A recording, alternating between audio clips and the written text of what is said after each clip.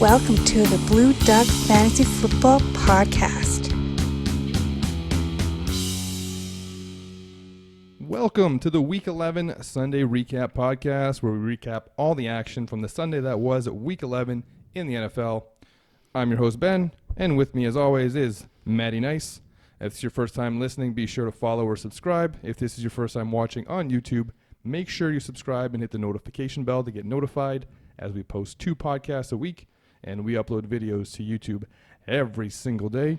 During the fantasy football season, we go into player values, trade targets, waiver ads, and a lot more. But let's get to recapping Week 11. We talked about the Thursday Nighter this morning, or earlier today, on our live show, so make sure you tune into that next week. But let's get right into it. Atlanta at Carolina. Biggest takeaway for me here is that Calvin Ridley is going to benefit the most from Austin Hooper being out for the month. He had a whole heck of a lot of targets today and was their better receiver. He's going to be in the should start range, so he's going to be about top 20 for me going forward. Other than that, Brian Hill got a lot of volume but didn't do much with it. This defense has really stepped up and played well for the Falcons the last week and this week as well. Yeah, Ridley tied Julio with 8 targets today, so looks like they might be pretty evenly spread out for the rest for the duration of the injury to Hooper, like you mentioned. Decent day for Matt Ryan, like you mentioned. Olsen kind of vultured a touchdown from Brian Hill after Julio got tackled at the 2 there. So looks like Brian Hill is still going to be the running back to own while Freeman is out, but yeah, not a great day for him. For Carolina, McCaffrey is always going to be good. DJ Moore, 15 targets. They were obviously in a position where they were behind, so they were throwing quite a bit. Not a great day for Kyle Allen, 4 picks. So I guess if Cam is going to be healthy next year, they can't necessarily ditch him.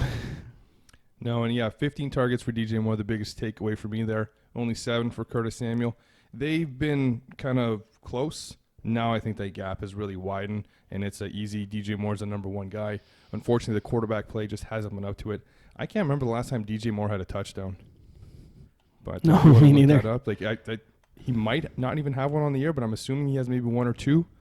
But I don't think he's had one in about 6 weeks. Christian McCaffrey, what a quiet 70-yard day for him. Yeah, almost 200 yards. And just nobody talking about him. He is an absolute beast. Greg Olsen is a dependable tight end. Move on here to... Just to answer your question, DJ Moore had his lone touchdown of the year for week 3. Cam Newton still a quarterback, I'd assume? I think he was back then. Yeah, back then I think so, yeah. Yeah, because I think 8 games so far for... Maybe it was with him. Anyways, it'd be around then. Let's move on to the Bills at the Dolphins. Biggest takeaway for me for the Buffalo Bills is that John Brown was watching the pregame show and heard what you were saying about him, Matt. And he showed up and delivered. Nice performance. Hopefully you had him in your DFS lineup. Also, I'm not sure why Gore is still getting double-digit carries. He was absolutely terrible. And it's surprising that Singletary didn't get more involved in the passing game as well. Josh Allen is really starting to pick up steam for fantasy, just like he did last year on this time of year. Late in the year, when it gets colder in Buffalo, he starts to really use his legs and really get those fantasy points. Still too tough for me to trust him as a fantasy starter, but, I mean, he's not a bad guy to go with if you have a quarterback on bye next week, and if he is available, or if you've been streaming some type of combination based on the matchup, you can throw him in. Yeah, he's going to end up being somewhere around quarterback 15-ish, just outside that starter range for single quarterback leagues. Obviously really good for 2 quarterback leagues as a second guy. Like you mentioned, Singletary lead back, but not by a whole lot. I don't understand Frank Gore either. And hopefully they are phasing him out slowly. Maybe they're trying to keep Singletary fresh for maybe some sort of playoff run, as they're 7-3 now. But anyway, Singletary is still the running back to own here. For Miami, I'm still not taking any part of this offense. Balaj didn't do much. He got a touchdown, but that was on 9 carries for 9 yards. No, not great. Devontae Parker had a nice day receiving-wise, but that was aided by a 150-yard catch. If you are going to own a wide receiver, I guess it is Parker with Williams being out, but not for me. And Gesicki is not really startable tight end. Nobody else you can use in this offense, in my opinion. You're best to just avoid this offense altogether. Gesicki's just not there yet. As you mentioned, Kalen Balaj is not great at football. He should be dropped in all leagues. Like, if he can't do it with the volume that he's been getting, he's been averaging 1 or 2 yards a carry, getting touchdowns here and there. You need to drop him. You can't be relying on him. He's going to have like a bust week where he's just 9 for 9 without the touchdown, and you're just going to be screwed. Devonta Parker's over 10 targets today. He's obviously the number one target. We mentioned that as soon as Preston Williams went down. He's still more of a plug-and-play than an every-week starter, though. He's going to be in that 35 to 40 range. After the buys, he might be outside the top 40, but he's not somebody you want to bank on. If they have a good matchup, he's somebody to have on your bench to plug in during the buys. Maybe if an injury happens, he's a backup type of player. Cowboys, Lions. This game was a lot closer than I thought it was going to be. My biggest takeaway for the Cowboys is that Dak is peaking at the right time for fantasy owners. And Michael Gallup's still too spotty for me to start once the bye weeks are over. But during the buys, you can plug him in. And that also means that Randall Cobb can't be trusted. They went away from Amari Cooper a lot today. Not sure if he was injured. I'm really kicking myself for not having Tony Pollard as my ballsy start. I talked about it on Wednesday and decided to go away from it. I did think it was going to be a blowout and Tony Pollard would get touches late in the game, but he ended up getting some touches during the game and ended up taking one in for a touchdown. But yeah, that's about all I got on the Cowboys. Yeah, well, the one takeaway I've got here is they threw the ball 46 times versus running it with Zeke 16 times. That we knew we'd have talked about the team prior to the season. That's not what you would expect from this offense. You'd expect them to run Zeke and run Zeke a lot. He's better at his position than Dak is at his, in my opinion. But Dak has been really good, and it could be just part of the game plan. Teams are loading the box too much, and maybe teams will start backing up with Dak putting up like almost 450 yards basically through the air. One thing I did hear during the broadcast was they talked about how they went to Zeke even though Dak was playing well in the last game and ended up losing. So because Dak was playing well, they just stuck with him and just went with the hot hand. So could be. Anyway, don't get too scared with Cooper here. He's definitely going to be there, still their number one. I wouldn't read too much into Gallup out targeting him there. For Detroit, tough to make out this offense without Stafford. We would think Kenny Galladay's still going to be good, but only the one catch. 5 targets more from Marvin Jones. Marvin Jones got the touchdowns today. That could have been Galladay. I mean, honestly, I wouldn't worry about it too terribly much. I still have Galladay higher, and no, we're not going to worry about Amendola and Hawk. I thought would be better without a real quarterback there. And Bo Scarborough makes an appearance in the Lions backfield, and he looked okay. yeah, he's going to be a waiver wire pickup, I guess, for some people that are really desperate for running backs, but we don't trust the Detroit backfield at all. this is the third Detroit back that people are going to be talking about and praising. Last week it was J.D. McKissick, who we told you not to pick up. A few weeks prior, it was Ty Johnson, who we also told you not to pick up. Both of those have turned into busts. I believe at one point, Troy Carson probably even made an appearance on the list, and we told you not to pick him up. So we're going to tell you the same thing with Bo Scarborough. You can't trust this, all right? This team doesn't run the ball well. They don't have a quarterback that scares anybody else. Don't go grabbing the running backs and plugging them in thinking they're going to be amazing. They're going to be average, as he was today with 15 carries, 67 yards. He did have a score. He did. So a nice day, but like unlikely to continue. So you can't trust that. Someone else you can't trust is Kenny Galladay. He's going to be dropping in my rankings. He's not going to be falling to crazy levels, but he's going to be behind guys like Calvin Ridley and DJ Moore, who are going to be closer to 20. He's going to be closer to 25. Marvin Jones is further back than that. Galladay's still the better pick if you have to start a Lions wide receiver. Jones has these type of games where he has several touchdowns and then he'll disappear for 3 weeks. So don't trust the Lions running backs. And finally, TJ Hawkinson is a drop candidate. You can get rid of him. There are better tight ends. He hasn't done it in long enough that it is time to move on from TJ Hawkinson. In redraft leagues. In redraft leagues, of course, yeah. Definitely some potential there. Although the Lions are not known for their prowess at tight ends and making tight ends fantasy relevant. Matt, let's talk about the Broncos and Vikings. Huge comeback for the Vikings in this one. Yeah. Great day for Cortland Sutton. Well, not like for fantasy wise, it was good. It wasn't like awesome, but it was a different day. 38 yards passing, 100 yards receiving, 10 yards rushing. Did it all today. Yep, and he looked pretty good. Nine targets there. Big takeaway though is Noah Fant's 11 targets. If that's what Brandon Allen's going to be looking for here. Fant can start to be trusted a little bit more, get closer to that top 15 range. Fant or Hawkinson rest of season? You got to go Fant right now. Yeah, I agree. Yeah, it's like Tim Patrick here. He's the next highest on targets for 8. It's not somebody I'm particularly interested in. I don't think this offense will support 2 wide receivers for fantasy-wise, especially with the running backs. They're going to get their touches.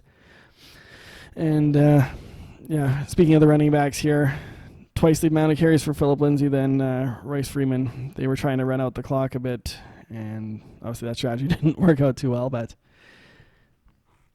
for Lindsay's the running back to own, but Freeman is going to get his touches, but it's not. Neither of those are that great overall. Both guys should be owned in pretty much every league because the one thing that they have is that handcuff value. Lindsay is a smaller back and got injured last year. Could happen again this year, or even Royce Freeman could go down, and then they're not going to trust anybody else in that backfield, and the healthy back is going to get a whole lot of carries. So make sure if they're available on your waiver wire that you pick them up and stash them on your bench. Even if you have better running backs, their values could increase a lot. Tim Patrick is a part of this offense. They waited all year for him to come back from injury. He is back. To me, he's the number 2A, 2B pass catcher with Noah Fant, both of them behind Sutton. The difference is that at the position for tight end, Noah Fant's totals are going to be decent, whereas Tim Patrick's totals are not going to be good enough to crack the wide receiver, top 20 or top 30 even. So Tim Patrick, not somebody I'm interested in, but just know that he's going to be a part of this offense. Biggest takeaway from the Vikings, that Kirk Cousins is elite right now. Vikings trailed 20-0 at the half, 23-7 at one point, and he brought them back. 3 touchdowns, no interceptions. BC Johnson leading the team in targets. It's not nothing, but they have a bye next week, and Thielen should be back after the bye, so you can kind of ignore him. Maybe just put him on your scout team for now in case a Thielen injury lingers, because Kirk Cousins is playing at a high level right now, and having the number 2 wide receiver on the Vikings, whether it's Thielen or BC Johnson, and BC Johnson is well ahead of the other guys, so it is something to scout for now. Still not buying this Kyle Rudolph. He had half of his yards and his touchdown on a broken coverage play. There was no one around him. I could have caught that ball. I could have ran that one in. Wasn't a big deal. I still think Irv Smith is the better tight end, and I still don't want to own Irv Smith in redraft leagues. Don't buy either of them. And don't worry about Cook's down game. They were trailing all day, so they had to turn to Kirk Cousins, and he delivered. And I'm sure that dressing room is just really happy with that win. Like that's a statement win to come back like that for this team, and they get the bye next week. So good for them. Yeah, I wouldn't go as far to say as Cousins is elite. He had a really poor first half in that game. He had a good second half, of course. He came back. Like you said, I'm not worried about Cook. It was just kind of game script once they got out behind 20-0.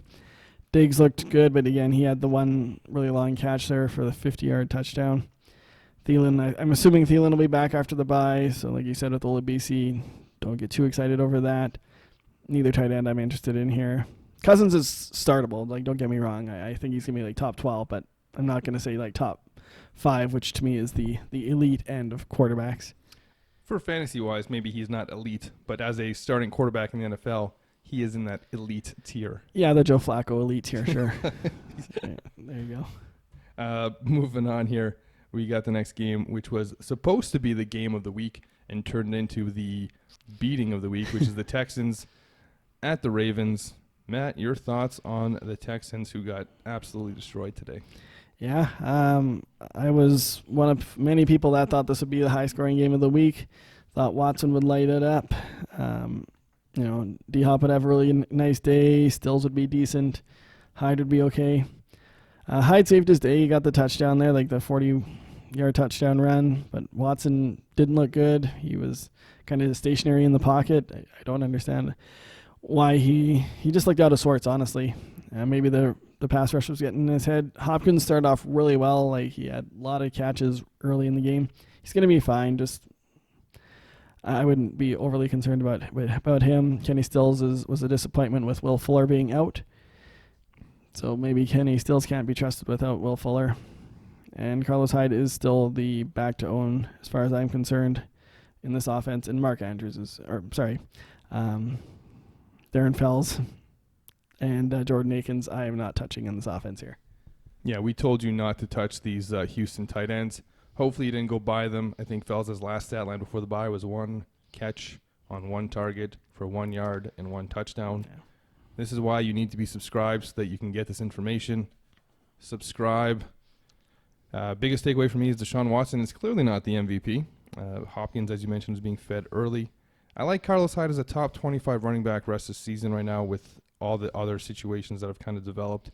He's been pretty consistent. He hasn't been anything amazing, but he's been pretty solid, and he's a guy that's going to be basically a should start if he's one of your running backs or a high flex type player in standard leagues. Disappointing for Stills, and I'm assuming Fuller will be back next week, so that was his opportunity to kind of do something for fantasy, and now they'll probably eat into each other, and Fuller will be ahead of him. Lamar Jackson is either the MVP or the number 2 guy behind Russ Wilson, depending on how you look at it. In garbage time, Gus Edwards, who needs to be on your roster if you own Mark Ingram, had a big game today in garbage time.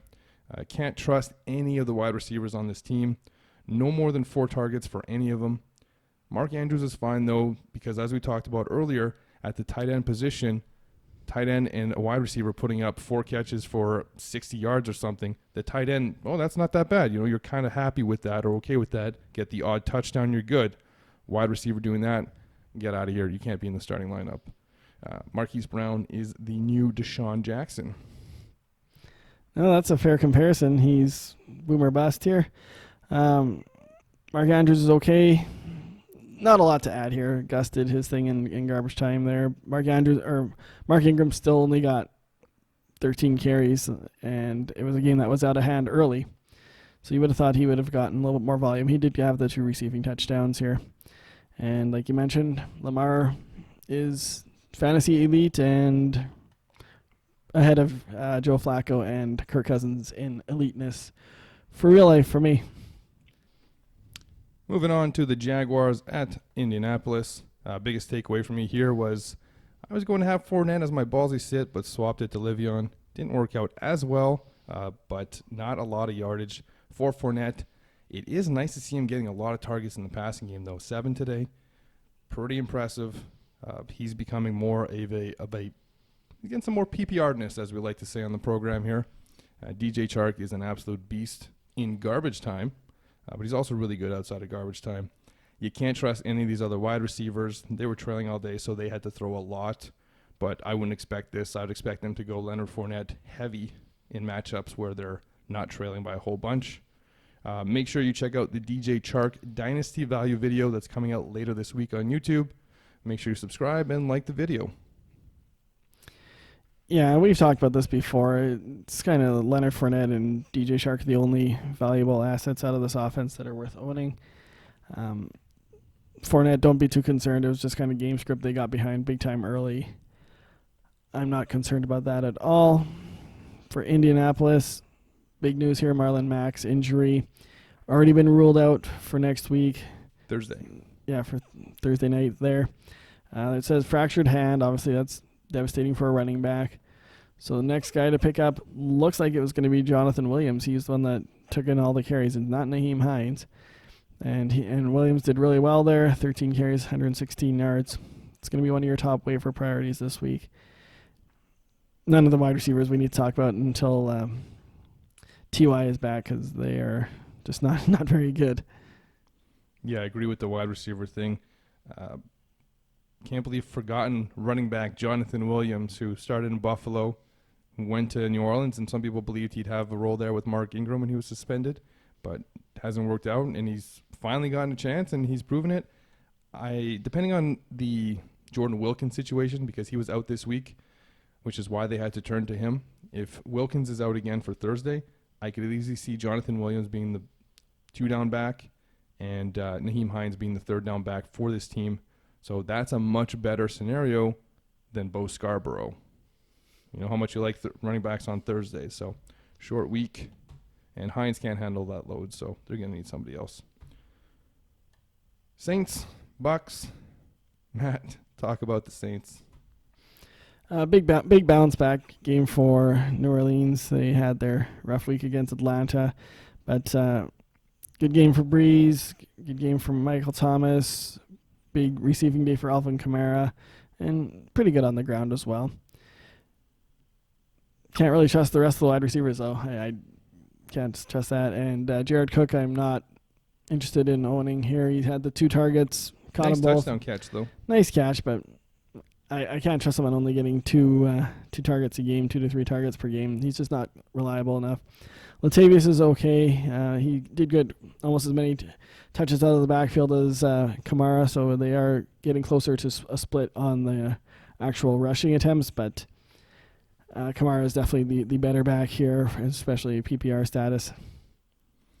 Yeah, it's going to be a split for the carries there, but Kamara has so much PPR-ness that in leagues like that, he can't even ignore it. Even in standard leagues, because of the yardage he gets through the air, he's their number 2 pass catcher, and it's not close.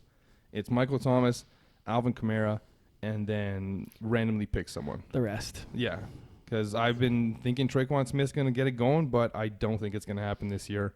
I think he's missed too much time and just doesn't have that type of rapport with Breeze anymore.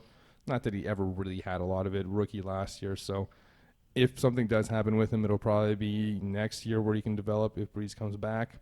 But for now, he can probably be avoided. But you can also just keep him on your roster because he could have that handcuff value if anything happens to Michael Thomas. He is a better receiver than Ted Ginn and can play more of a Michael Thomas type of role.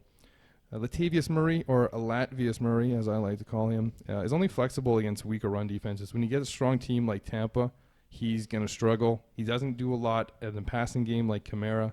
He might be splitting touches with Kamara as they try to keep Kamara fresh, but unless it's a favorable matchup, or at least a not negative matchup like the Bucs, where I wouldn't start him. Biggest takeaway for the Bucs is O.J. Howard and the fumble interception thing that happened behind his back. Didn't see the field after that. And Brait saw 14 targets and caught 10 of them in his place. Clearly, they game planned to have O.J. Howard a part of the game. 14 targets for Brait. Those would have been Howard's targets, at least most of them.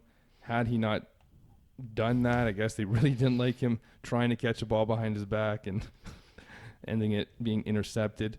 One of 4 interceptions on the day for Winston.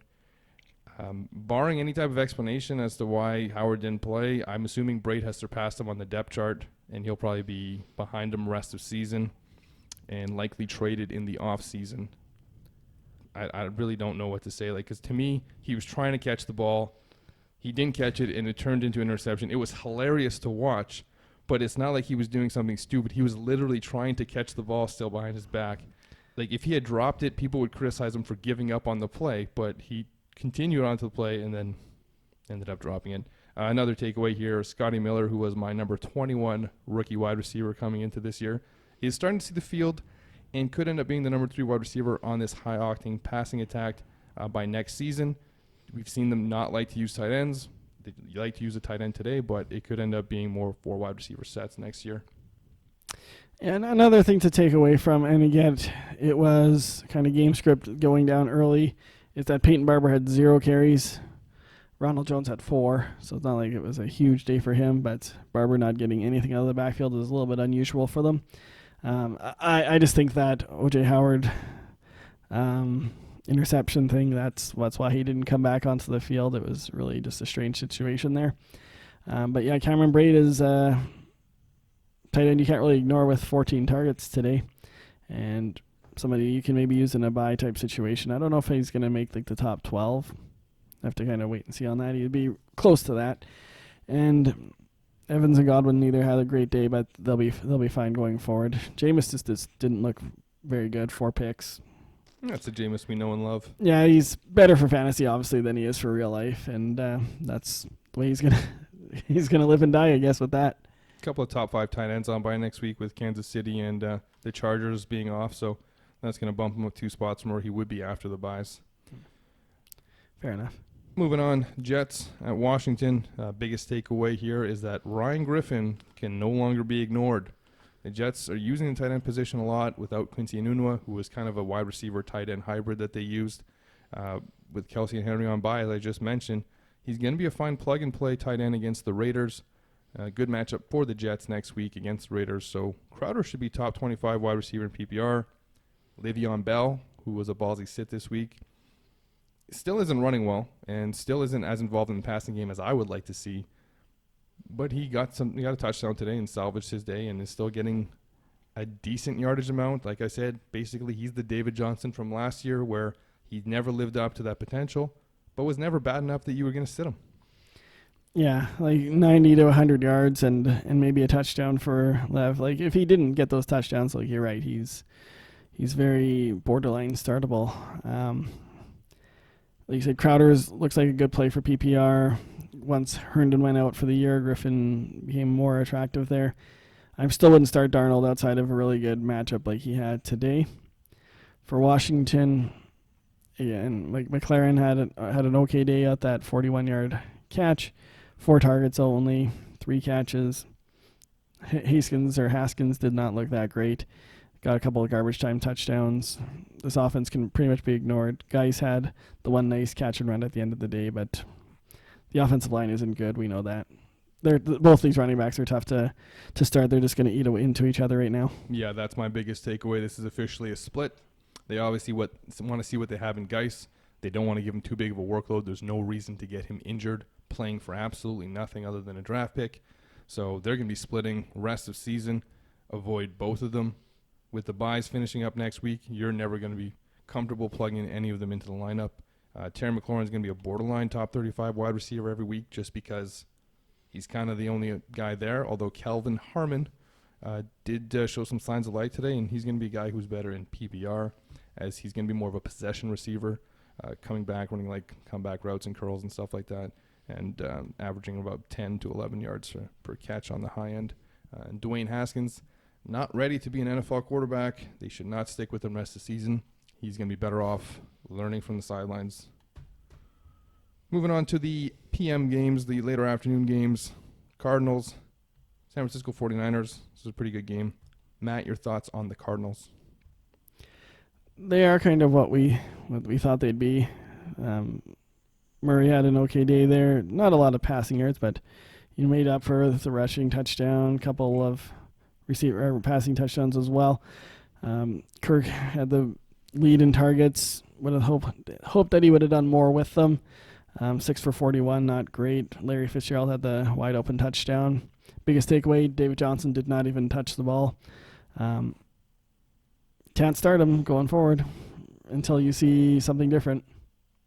Can you drop him? No, you can't drop him either. If this happens again in week 12, can you drop him? I don't think I personally could, but if you're really handcuffed for needing a bye week replacement or something, maybe. But for me, he's not a drop candidate. But he can't be started at all. No. You can't trust anything with him. No, but I'd have some faith that they might end up back with him somehow. Okay. Yeah, I mean, I'm not going to drop him after one game like this, although this isn't the first time that he's had kind of a nothing game. Chase Edmonds had that one, but they at least had an explanation for it. Drake's the starter right now, and I'm going to treat it as if Drake is the starter and David Johnson is there, and they might use him or they might not, and they might just go with Drake, who they seem to like. Hopefully he didn't overvalue Kirk after his big game. Yes, he's the number 1 wide receiver for Arizona, but he's not a top 20 wide receiver rest of season. He's in that 25-ish level with some of the other guys that we talked about, like DJ Moore, I'd probably have ahead of him. Even Ridley now, with Hooper out, I would probably have ahead of him just because Kirk has been much spottier than like a guy like DJ Moore, and I expect what we saw from Calvin Ridley today to continue kind of more on through the rest of the season, or at least until Hooper gets back. And Kyler absolutely continuing to improve as a fantasy quarterback and is going to be borderline top 10 every week. in any type of dynasty league, he's going to have plenty of value next year. He's probably going to be one of the guys that gets that Lamar Jackson, like, hey, look what Lamar Jackson did. And he'll be overdrafted, and I won't have him in any leagues. And I'm fine with that. 49ers, biggest takeaway here is the Jimmy G with the huge game. They didn't run the ball well, but he threw a bunch, and he got a bunch of yards. Deebo Samuel, the man whose autographed jersey hangs in the back, big game as well.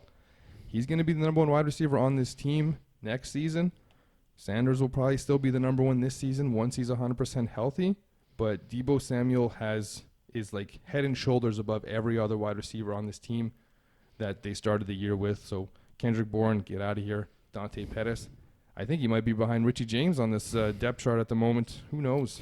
But yeah, not interested in any other wide receivers other than the man whose autographed jersey hangs in the back, Deebo Samuel.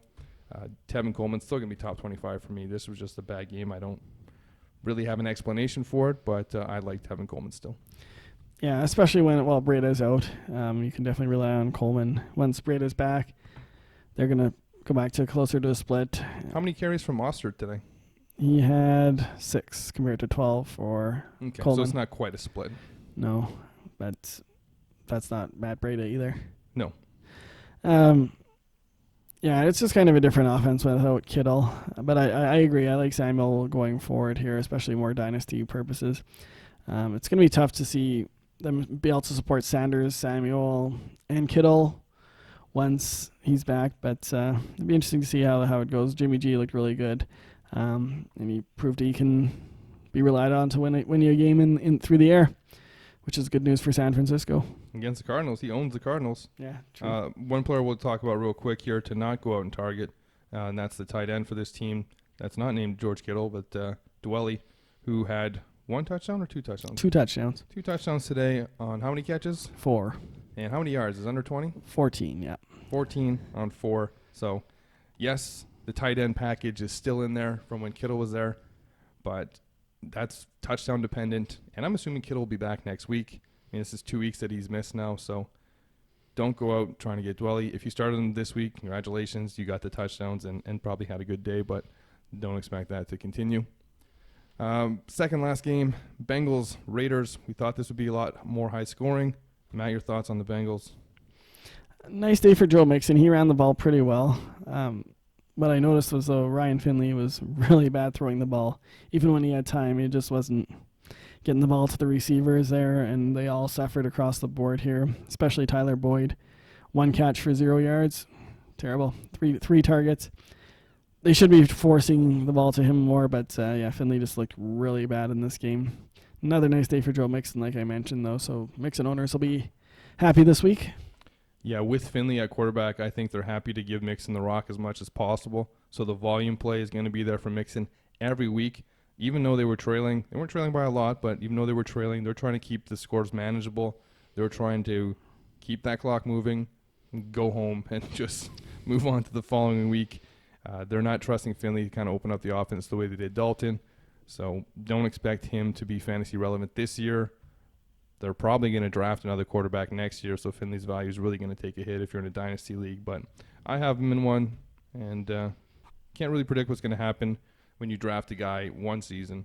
What will happen next season? Like, look what happened to Josh Rosen. I'm sure nobody expected that. Tyler Boyd, awful. He's a sit candidate now. I don't even think that you can start him in 3 wide receiver sets with the Finley play. Yeah, it's really tough. You'd have to be pretty desperate to get him in a 3, even in the 3 wide receiver right now. Yeah, I think he's going to be like about 40 for me. As for the Raiders, the biggest takeaway for me is that Hunter Renfrow is in the top 40 wide receiver conversation in PPR. And I don't know who they play next week. I think they have a nice matchup. They play the Jets, which is a nice matchup. And the Bengals play the Steelers, which isn't the nicest matchup. In a PPR league, I would rather start Hunter Renfrow than Tyler Boyd next week. He's been doing it. He's had at least 5 or 6 catches for 60-ish yards for the last 2-3 weeks. So I'm liking what I'm seeing. It's not a boom candidate. He's never going to be someone who does well, but it's going to be a lot better than what Tyler Boyd's been doing. Nice game for the regular trio that we talk about. Nothing amazing. Running back, the wide receiver, the tight end. All had some decent yardage, a lot of touches. They get Miami next week, so get them in your lineups. Didn't you just say they play the Jets? No, that's my bad. They get the Jets next week. Yeah, okay. Yeah, good day for Tyrell. Caught all 4 of his targets. You'd like to see the volume up a little bit more for him. Waller had a couple nice catches. One was called back even, so he could have had even a bit nicer day. Renfro might be on the radar, but he's not startable for me yet. Ballsy start. You're going to need to see a little bit more out of him. Sure, ballsy start for you. Nice day for Jacobs. Had a 1 fumble there, so kind of puts a downer on his day. But anyhow, he's going to be good. You know that. That's nothing too exciting. And we were hoping for a little bit more out of Derek Carr today, but Derek Carr is not reliable, which is why he shouldn't be relied on as a fantasy quarterback for you. But he's still fine next week if your quarterback is Pat Mahomes and on bye because he gets the Jets. Fair enough. Last game of the day, Patriots, Eagles. Matt, your thoughts on the Patriots? It was just a bad fantasy game. Like, nobody did anything of note, really. Edelman had 5 catches for 53, 10 targets. He threw one. He did throw the 1 touchdown, right? And so Brady didn't have anything. And the running backs, which most running backs don't do well against Philly. Their run defense is really good. All didn't do very well. It was okay day for White for PPR because he had 4 catches, but not much for yardage at all. I'm not overly concerned. I think like Brady will be fine. Edelman will be fine. Michelle, I'm starting to get a little concerned about. These other backs are starting to take a little bit of the carries away from him. I'm actually concerned for this whole offense. It just seems off. This is the second week where they haven't been great. They weren't anything special against Baltimore, but I guess neither was Houston. This secondary is supposed to be absolutely pitiful, so I'm not sure how Brady didn't have a better day than he did. Sony Michel, to me, can't be started. He's going to be outside the top 25 range for me. Same with James White in PPR. Julian Edelman's the only guy that I'm willing to trust in a top 25 role. Sure, you can flex the running backs, but that's about it. And if I have Brady at my quarterback, I'm a little worried, simply because this offense just seems off. As for the Eagles, there's really not much to take away other than, as I've said, this running backfield is going to be a committee regardless of who's playing, and that's what it was today. 11 carries for Sanders, 7 for Boston Scott, who we saw at one point and thought, who's number 35? And it took us a while to figure out it was Boston Scott. Ertz was fine. The rest of these players aren't worth talking about, as the only wide receiver that matters on this team is Alshon Jeffrey, and he didn't play today. Yeah, him not playing, I think, helped out Ertz's volume, of course. And, yeah, Boston Scott's nothing exciting to go forward once Jordan Howard gets back, and JJ might be in here, or Ajayi, whatever you want to call him, Miles Sanders. It's going to be just a three-headed run, three-headed backfield, and can't really trust anybody. I was hoping for a bigger day from Wentz. I was hoping he'd kind of will them to some more points than 10. I thought they'd need more than that, but... Well, they obviously did, but I thought they would be more of a high-scoring game. But it was pretty bad, like wind-wise, and I think that played a little bit of a factor. So be comfortable with Wentz and Ertz and Jeffrey when he comes back going forward. That's about it from Philly. All right, just going to wrap this up with a couple of segments here. Matt, your biggest riser or biggest risers after the performances this week, who's kind of jumped up your board? I'm going to say... biggest riser for PPR, I think it's going to be Crowder, that he's going to be more reliable to start. I'll go with Calvin Ridley as my biggest riser because of the role here with Austin Hooper out. Another riser for me is Joe Mixon, who just based on the volume, right? Like you got to get him starting now. He's going to touch the rock enough. See, I can't call him a riser for me because I had him top 15, so yeah, that's where he'll stay. It's 2 weeks in a row where he's gotten big volume, so he's back into that top 15 for me. I talked about Hunter Renfro. Any other risers for you that you want to talk about? No, not really. No, I was gonna say maybe Gallup, but I just think when Cooper he's done that before too, right? Like he's been kind of spotty, and it's not. To me, he didn't increase his value. He just kind of showed what he can do sometimes, but it's still spotty, and that's something I don't like in a wide receiver. Yeah, and that's with Cooper not being 100%. I think that had a lot to do with that. Biggest fallers, David Johnson. Yeah. Okay, that's an easy number one there. Yeah, you can't, like we talked about with during that game recap, you can't trust him. And I also Was have that- Tyler Boyd on here. Basically, okay. with Finley at quarterback, you can't trust those wide receivers. Even if A.J. Green comes back, it's going to be wait and see for me. I'm not going to put A.J. Green in the lineup with Ryan Finley, not knowing how much volume is going to come his way. No, that's definitely fair as well. I'm just looking through the rest of these teams here. No, I'm not concerned enough about Fournette or anybody like that. I don't have anybody fall too terribly much there. Maybe Kenny Stills when Will Fuller's back, and even then we didn't have Stills that high, so Yeah, it was I kinda can't just call a him plug and play. can't call him a huge faller, but nobody really died off that much more than DJ and like you mentioned, Tyler Boyd. Nobody died off as much as DJ did today. The New England running backs, like we said, we're worried about them, especially Sonny Michel going forward. Early waivers, who is out there that you have to add? Is there anyone? I have to add. I don't Mhm. think there's any must adds out there. Who's your top ad? I'm gonna say Jonathan Williams if you need the running back. And most teams are going to need a running back. You got Damian Williams on bye next week, Melvin Gordon on bye next week, Austin Eckler on bye next week. We're currently filming this as the Sunday night game is on, so those players aren't taken into consideration. But yeah, to me, it's Jonathan Williams. Barring Jordan Wilkins being healthy, and Right. if Jordan Wilkins is healthy, then he would be the ad, because I'm sure they'd rather turn to Wilkins than Williams, even with the big game from Williams. Wilkins is kind of their guy. Outside of that, Ryan Griffin, tight end for the Jets, can't be ignored any longer. Yeah, I don't know if he's a must add though. No, but this time of year, it's kind of like you're looking to plug in a player for a week. You're not really going to hit these lottery picks that are going to blow up. That man right there, definitely somebody who has some value. That's Deebo Samuel that I'm pointing at.